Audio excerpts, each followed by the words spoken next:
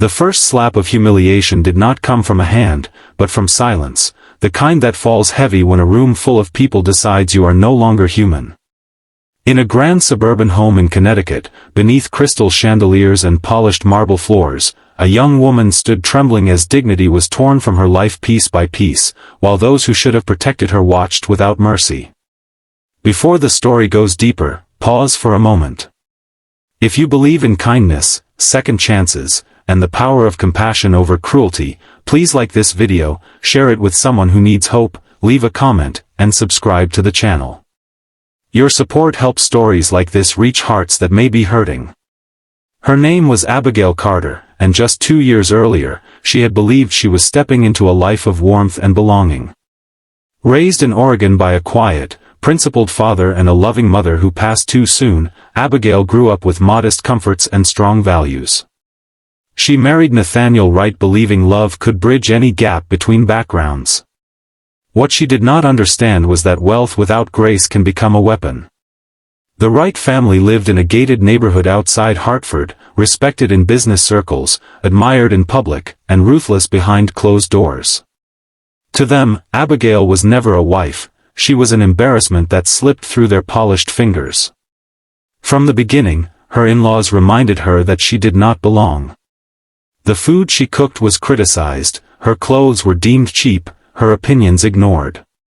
Nathaniel, once gentle, slowly folded under the weight of his parents' expectations, choosing silence over defense. Abigail endured quietly, telling herself that patience was love and endurance was strength. But cruelty, when left unchecked, only grows bolder. The breaking point came during a lavish family gathering meant to celebrate a business milestone.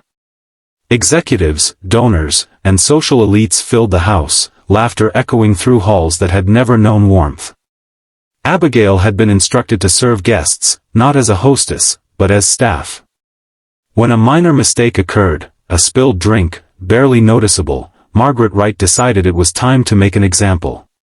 In front of everyone, Abigail was accused of disrespect, incompetence, and deception.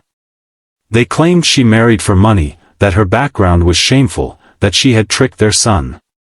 Then, as if humiliation itself were not enough, they forced her to remove the elegant jacket she wore, declaring she had no right to dress like a Wright. The act was symbolic, cruel, and devastating. Piece by piece, her dignity was stripped away, not her body, but her worth. No one intervened. Not Nathaniel. Not the guests. Silence once again became the loudest sound in the room. Abigail left that house barefoot in the cold, her hands shaking, her heart shattered beyond words. That night, she did not cry loudly.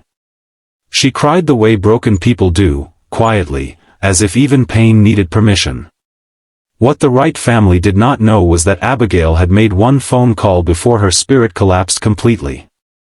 She called her father, Thomas Carter, a man she had protected from worry for years.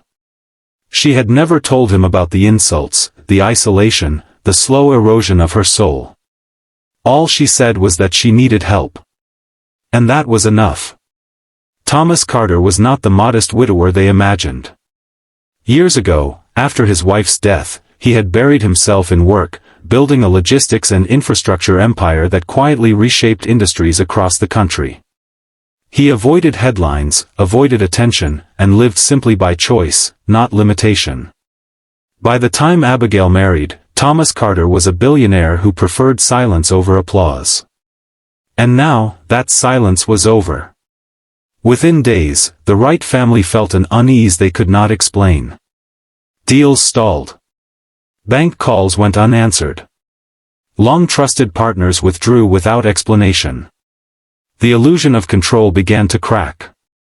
Then came the invitation. A formal notice requesting their presence at a private business forum in New York, hosted by Carter Holdings. They attended eagerly, unaware that they were stepping into the final chapter of their own arrogance. The room was calm, controlled, and mercilessly professional. Screens lit up with numbers, contracts, and timelines. What unfolded was not rage, but precision. Thomas Carter revealed how deeply intertwined his companies were with nearly every major operation the rights depended on. Financing, shipping, development approvals, each quietly controlled, each now withdrawn. He did not raise his voice. He did not insult them. He simply exposed the truth: power does not need to shout.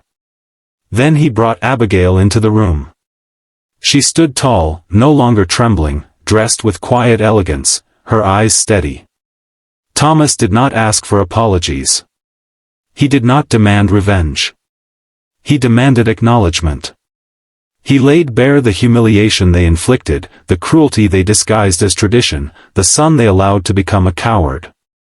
And then he ended it all by dissolving every remaining partnership, ensuring the right name would never again command unearned respect. The fallout was swift and unforgiving. Social circles turned cold. Business allies disappeared.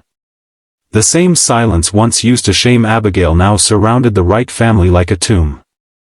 Nathaniel attempted reconciliation too late, burdened by regret but empty of courage. Abigail chose freedom instead. She filed for divorce, not in anger, but in clarity. Healing was not instant. Trauma does not vanish when justice arrives. But Abigail rebuilt herself with intention. She returned to Oregon, then later moved to California, working alongside her father not as an heir, but as a woman reclaiming her voice. She founded a foundation supporting women who suffered emotional abuse hidden behind wealth and reputation. Her pain became purpose. Her scars became strength. Thomas Carter watched his daughter transform, not with pride alone, but with reverence. He had delivered retribution not with fists, but with truth. Not with destruction, but with exposure. And in doing so, he reminded a world obsessed with power that dignity is priceless, and cruelty always carries a cost. If this story touched your heart, if you felt Abigail's pain or her strength, please take a moment now to like this video, share it with someone who needs hope, and subscribe to the channel. Stories like this live because of your support. Before the ending, we have one special request.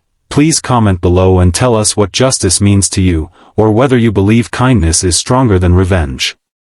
Abigail's life did not become perfect, but it became honest. And sometimes, that is the most powerful victory of all.